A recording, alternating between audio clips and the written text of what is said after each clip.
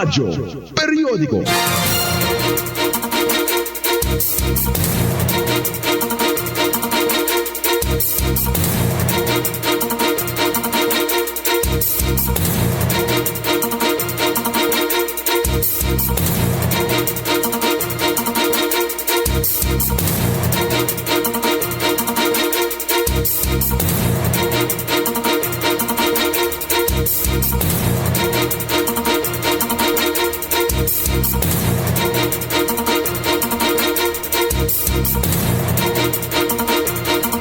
Mula sa News and Information Station ng Radyo Periodiko. Ako pa ang inyong magiging tagapaghatid balita, Kaperiodikon Christian J. Aquino. At ngayon sa detalye po ng ating mga balita, umpisa natin sa unang ratsada ng ating mga balitang lokal.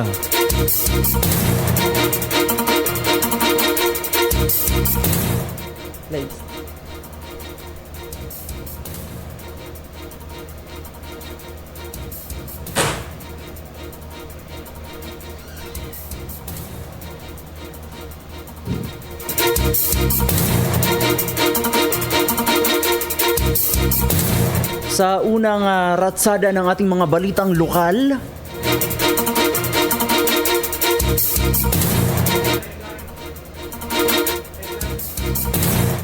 umpisan po natin sa headlines ng balitang lokal ang pamamahagi ng 5,000 pesos na ayuda sa mga tricycle drivers. Tuloy na po ngayong April 8. Isang electrical technician ang arestado sa buy-bust operation na ikinasapo ng Virac MPS. Samantala, ang LGU Virac magsasagawa ng special recruitment activity para sa mga trabahong abroad sa April 13 to 14, 2026. Inanunsyo ng Peso Catanduanes.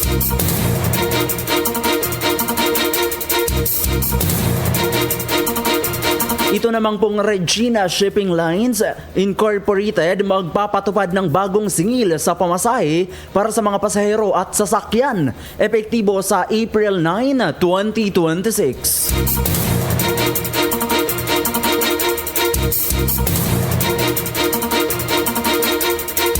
Samantala mga kaperiodiko, sa regional news,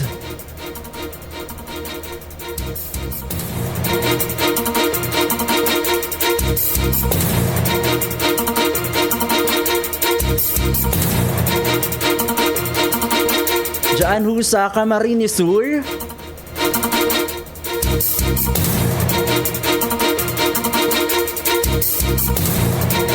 isang grass fire ang sumiklab sa bagong sirang Camarines Sur sa presentasyon kaninang madaling araw. Samantala mga kaperiodiko, sa balitang nasyonal,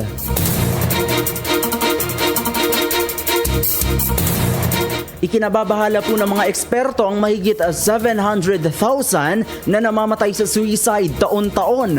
Ang mental health crisis sa mga kabataang Pilipino lalo pang dumarami.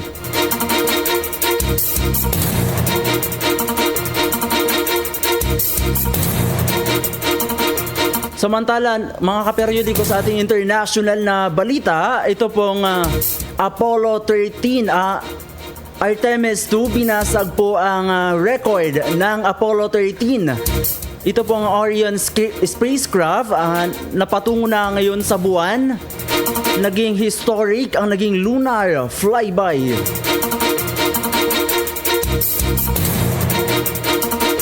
Mga kaperiodiko, magbabalik po tayo sa mga detalye ng ating mga balita pagkalipas ng mga patalastas.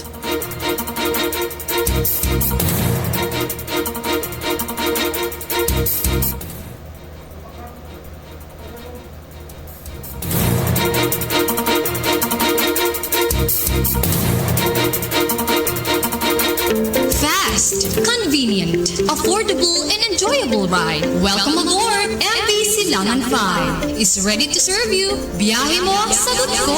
MV Silangan 5 for your safe and fast travel to mainland Bicol and vice versa. MV Silangan 5, maaasahan mo talaga. Comfortable seats, beds, life vests under seats for fast and easy access, at clean restrooms. MV Silangan 5, umaalis ng alas 7 ng umaga sa Virac Port patungong Tabaco Port. Aalis naman ng alauna ng hapon sa Tabaco patungo sa Virac Port. Ang kauna-unang ferry sa Bicol na may kamang mahihigan kung kaya't super relax sa biyahe. MV Silangan 5. MV Silangan 5. Biyahe mo, sagot ko! Sagot ko!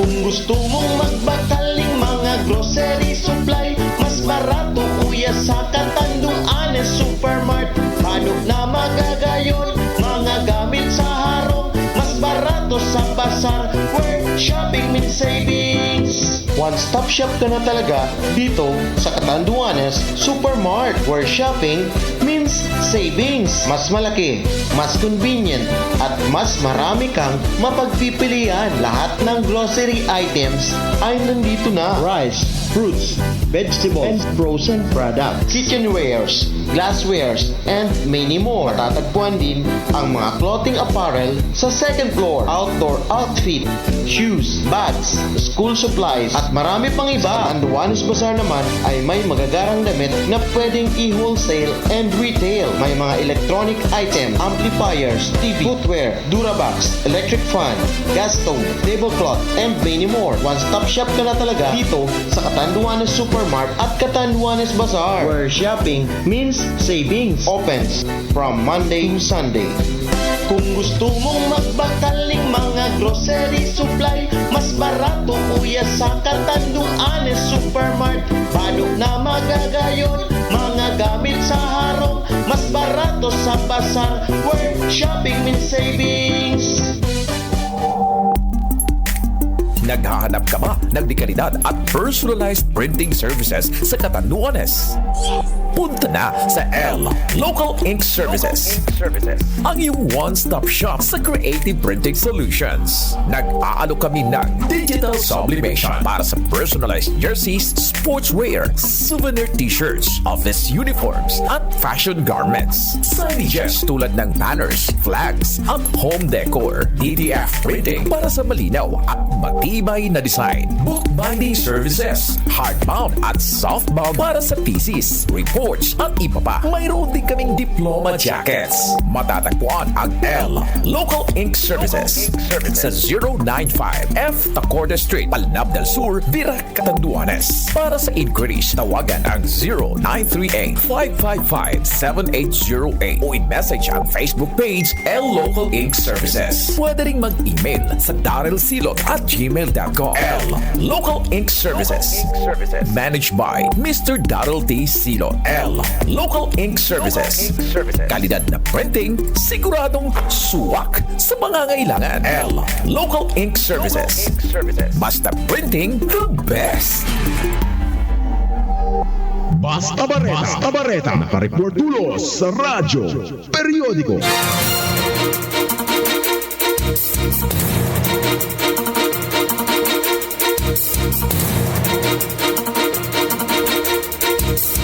Mga kaperyodiko, nagbabalik po tayo sa detalye ng ating mga balita. Unahin po natin sa ratsada ng mga balitang lokal.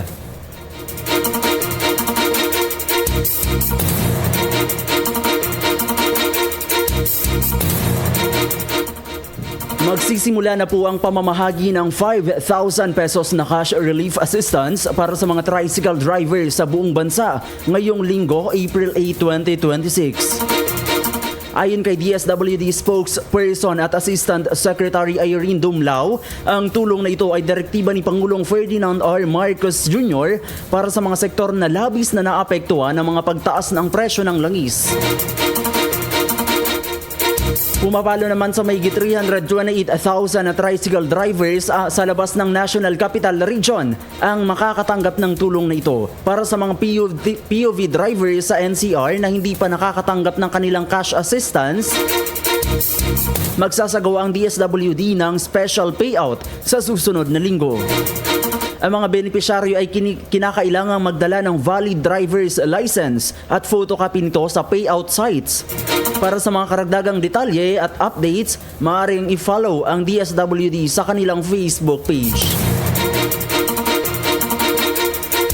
Samantala mga kaperyodiko, matagumpay po na naaresto ang isang individual sa isinagawang buy-bust operation ng mga operatiba ng Virac Municipal Police Station noong April 6, 2026 bandang alas 12 ng tanghali sa Barangay Santo Domingo, Virac, Catanduanes. Ang suspect ay kinilala sa alias na I. 28 years old, isang electronic technician, may kinakasama at residente ng Barangay Kapilian, Virac, Catanduanes. Ang operasyon ay pinangunahan ng mga tauhan ng Virac MPS sa pamumuno ni Police Major Kenneth Ding Gutierrez, katuwang ang Catanduanes Provincial Intelligence Unit at Regional Police Drug Enforcement Unit 5 o RPDEO 5. Ito ay alinsunod sa ipinatupad na PNP Anti-Illegal Drugs Campaign Plan at sa Republic Act 9165 o ang Comprehensive Dangerous Drugs Act of 2002. Sa isinagawang operasyon, nakumpiska mula sa sospek ang mga hinihinalang iligal na droga na kinabibilangan ng 4 na piraso ng heat-sealed transparent plastic sachet na naglalaman ng puting kristal na substance na pinaniniwalaang shabu. Isa sa mga ito ang ginamit bilang passenger-by item, habang ang iba naman ay na-recover mula sa kanyang pag-iingat. Ang suspect ay kasalukuyang nasa kustodiya na ng Virac MPS at haharap sa kasong paglabag sa Republic Act 9165. Patuloy naman na pinaiigting ng kapulisan ang kanilang kampanya laban sa iligal na droga at hinihikayat ang publiko na makiisa at magbigay ng impormasyon upang mapanatili ang kapayapaan at kaayusan sa komunidad.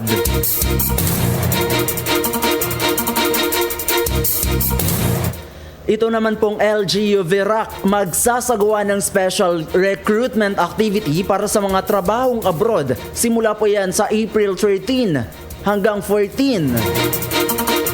Inaanyayahan ng Public Employment Service Office o unang peso ng LGU Virac ang mga kwalipikadong aplikante na dumalo sa gaganaping special recruitment activity na gaganapin sa darating na April 13 to 14. Isasagawa ang nasabing aktibidad sa pakikipagtulungan ng First Northern International Placement Incorporation na nag-aalok ng iba't ibang oportunidad ng trabaho sa iba't ibang bansa. Kabilang sa mga pangunahing hinahanap ay domestic workers na itatalaga sa mga bansang Qatar, United Arab Emirates, Oman, Kuwait at Bahrain. Mayroon din mga in-house positions kagaya ng caregiver, lady driver, lady cook at nurse. Ayon sa Peso Catanduanes, nagkakaiba-iba ang kwalifikasyon depende sa posisyon, ngunit binibigyang diin na mahalaga ang karanasan, kasanayan at dedikasyon ng mga aplikante upang matanggap sa trabaho. Hinikayat naman ng LGU Virac ang publiko na samantalahin ang oportunidad na ito bilang hakbang tungo sa mas maayos na kabuhayan sa ibang bansa, kasabay ng patuloy na pagtaas ng demand para sa mga manggagawang Pilipino sa pandaigdigang merkado. Mga kaperyodiko, dako naman po tayo sa ating regional na balita. Diyan po sa Camarines Sur, alamin natin ang update ng mga balitang regional.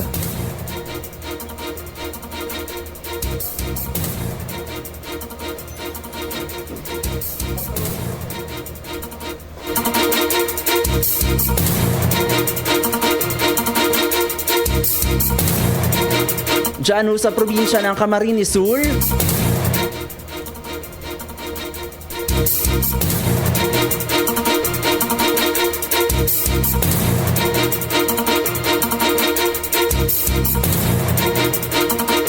may grass fire na sumiklab sa bahagi ng bagong sirang kanina sa Camarines Sur.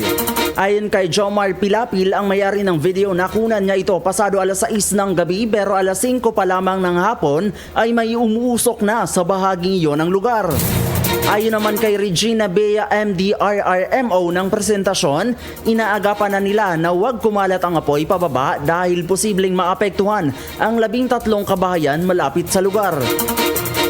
Ayon sa mga opisyal, sa ngayon ay hindi pa malaman kung paano nagsimula ang sunog pero tiyak na kumalat ang apoy dahil sa malakas na hangin sa nasabing lugar. Dahil dito, agad na rumesponde ang mga tauhan ng Bureau of Fire Protection mula sa Lagonoy at kasalukuyan pang humihingi ng karagdagang backup mula sa San Jose at Goa. Samantala, nakaantabay naman ang mga lineman ng Camarines Sur Electric Cooperative o Casureco upang tiyakin ang kaligtasan ng linya ng kuryente. Posible ring umanong magpatupad na ng pansamantalang power interruption o blackout sa mga apektadong lugar kung aabot ang sunog sa mga kabahayan. 8 PM na ng gabi nang maapula ang sunog ayon sa MDRRMO presentasyon.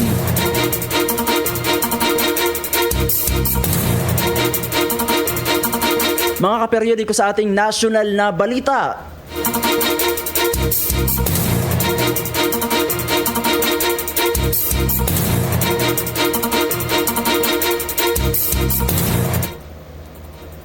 Mahigit 700,000 ang namamatay sa suicide taon-taon. Mental health crisis sa mga kabataang Pilipino lalo pang dumarami.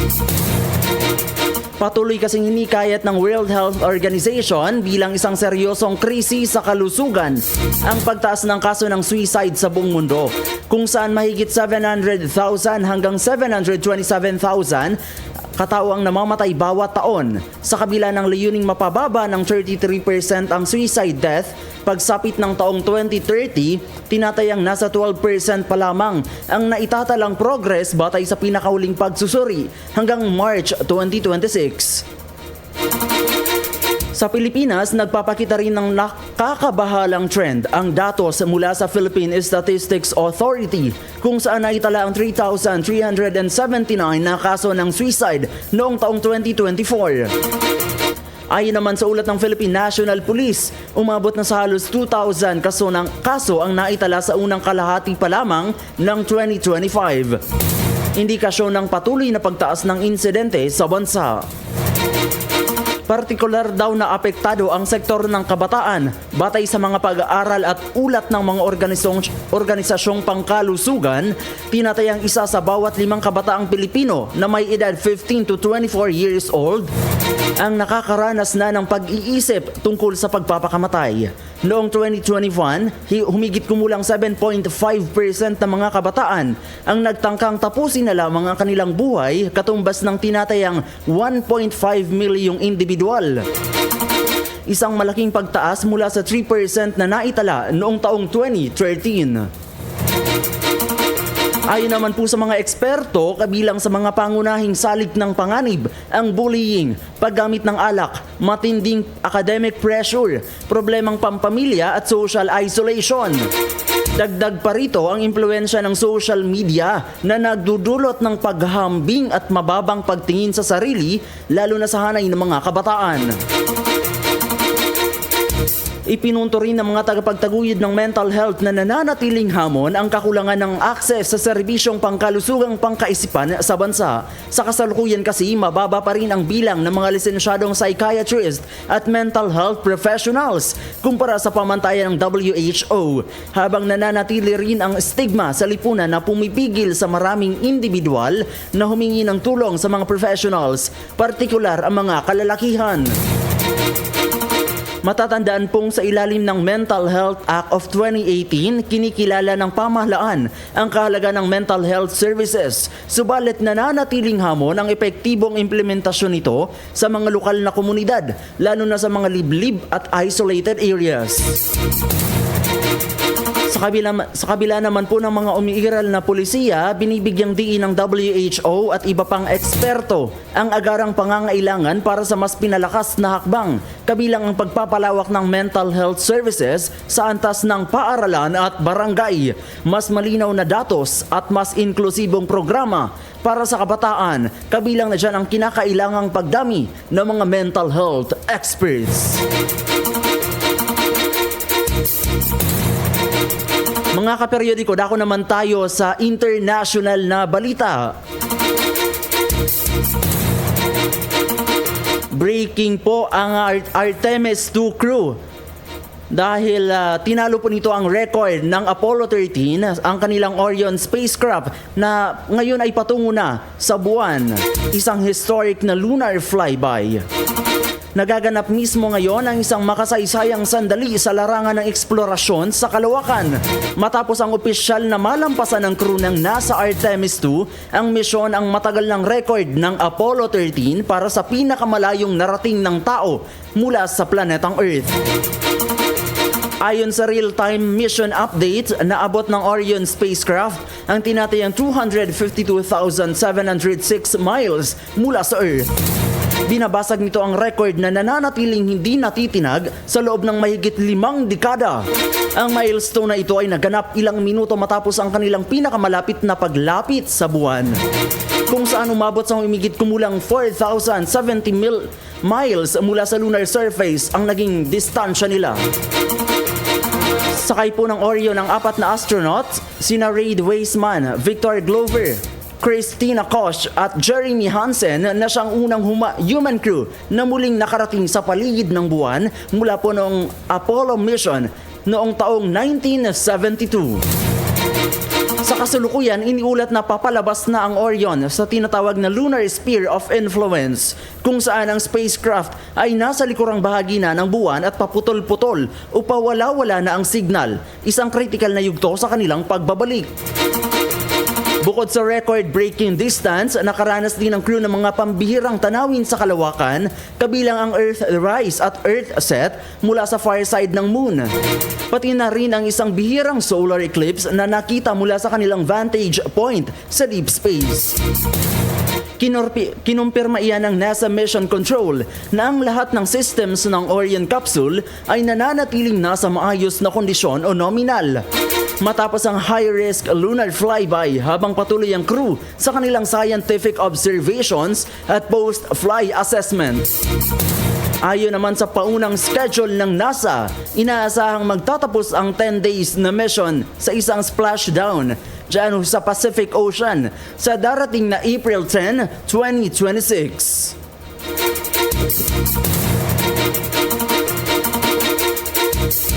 At yan ang mga kalipunan ng mga ating mga pinakauling balita sa mga oras na ito. Ang mga balitang iyan ay hatid sa atin ng Bicol Periodico, in the service of the Bicolanos worldwide. Sa ngalan po ng aming station manager, si Sir SM Ferds Brizo. Ako po ang inyong naging tagapaghatid balita, Kaperiodikong TJ o Tristan J. Aquino, nagbabalita para sa Radyo Periodiko.